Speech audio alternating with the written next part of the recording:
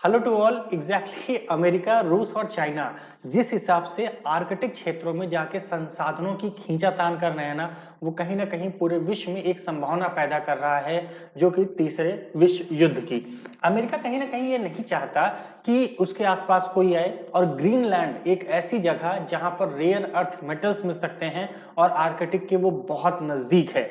इस वजह से कहीं ना कहीं ग्रीनलैंड में पूरी तरह से इसका विरोध चल रहा है, जबरदस्त तरीके से। आज से सुबह से ही कहीं ना कहीं बहुत बड़े लेवल पे ये विरोध देखने को मिला। एक चीज और, अमेरिकन कितने खुश हैं इसको भी जानेंगे आज। एक जबरदस्त खुलासा होगा, एक सर्वे आया है उसकी रिपोर्ट में।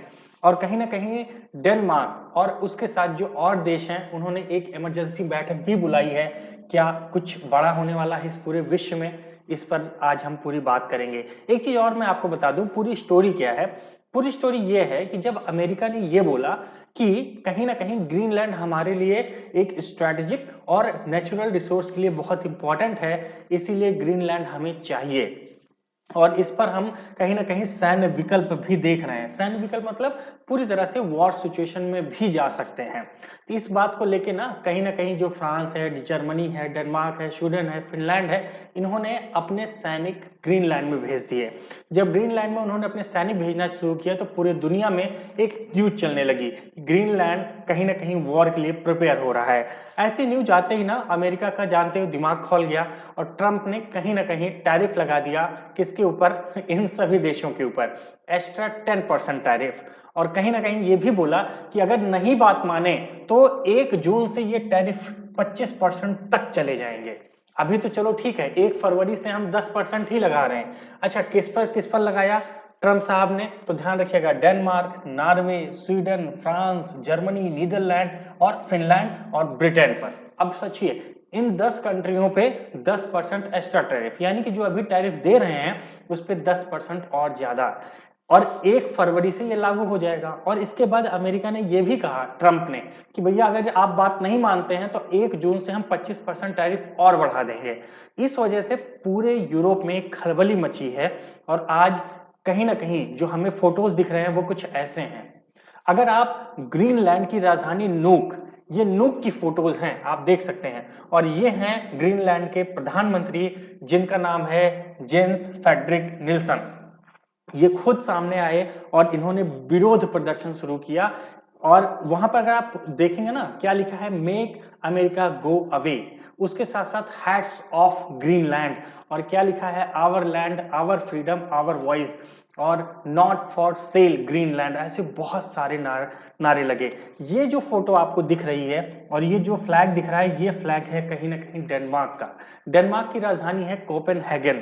वहां पर भी बहुत बड़े स्तर पर आज विरोध प्रदर्शन देखने को मिल रहा है। जैसा आप देख सकते हैं, बड़ी संख्या में पूरी यूरोप के लोग एक जगह इकट्ठित हो रहे हैं। तो कहीं ना कहीं ये सब चीजें चल रही हैं, और यू में जो आज इमरजेंसी मीटिंग है वहां से भी कुछ बड़ा आउटकम आ सकता है। कहीं ना कहीं फ्रांस की बात करें, जर्मनी की बात करें, चाहे ब्रिटिशर्स की बात करें, उन्होंने यही बोला कि हम टैरिफ से नहीं डरते हैं, अमेरिका को ऐसे कदम नहीं उठाने चाहिए, नाटो का भविष्य भी खतरे में आ सकता है। इतनी बड़ी बड़ी बातें जो वहां के राष्ट्रपति हैं, वो प्रधानमंत्री हैं, वो बोल रहे हैं, तो कहीं ना कहीं विश्व में बहुत कुछ हो सकता है। थर्ड वार तक की सिचुएशन जा सकती है, कुछ भी नहीं कहा जा सकता। एक चीज आपको और बता दूं, वो ये है कि कहीं ना कहीं सर्वे आया है राइटर्स का। अमेरिका की एक फर्म है राइटर्स, उनके द्वारा एक सर्वे किया गया। वो ये किया गया कि अमेरिका के राष्ट्रपति ट्रंप जिस हिसाब से ग्रीनलैंड की तरफ पूरी नजर बना के रखे हैं ना, क्या अमेरिकन इससे खुश हैं? इसके बारे में जब देखा गया तो कहीं ना कहीं जो रिजल्ट आया वो सिर्फ 7% अमेरिकन ने डोनाल्ड ट्रंप का समर्थन दिया। सिर्फ 17% लोगों ने कहा कि नहीं भैया ठीक है, जो ट्रंप साहब कर रहे हैं वो ठीक है हमारे भविष्य के लिए। लेकिन सिर्फ 17%, ये नंबर बहुत कम है। और कहीं ना कहीं अगर बात करें पूरे और लोगों ने क्या कहा, उन्होंने ये कहा कि कहीं ना कहीं जो सैन्य बल का इस्तेमाल है, जो हस्तक्षेप है, वो कहीं ना कहीं हमारे लिए बहुत बड़ी प्रॉब्लम है। कहीं ना कहीं हमारे जीवन की रक्षा को लेके है। आने वाले समय में क्या होगा कुछ भी नहीं पता, दुनिया में क्या होगा कुछ भी नहीं पता, ऐसे करके चिंताएं व्यक्त की जा रही है पूरे विश्व में। तो कहीं ना कहीं जो डेनमार्क में हो रहा है, या फिर ग्रीनलैंड की राजधानी नूक में, या कहीं ना कहीं कोपेनहेगन में, ये सब चीजें क्या दिखाता है? वो सिर्फ एक चीज, वो है सत्ता और ताकत। आने वाले समय में आर्कटिक क्षेत्र की जो संसाधन है उनको कैसे पाया जाए, बस इसी को लेकर ना एक पागलपन चल रहा है।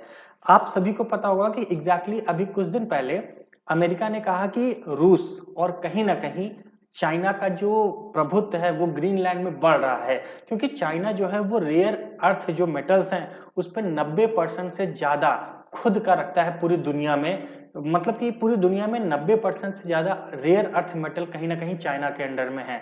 उसके पास ऐसी कंपनी है, ऐसी टेक्नोलॉजी है जो उन चीजों को फाइंड आउट करती है। और चाइना कहीं ना कहीं ग्रीनलैंड की तरफ बहुत तेजी से आगे बढ़ रहा था।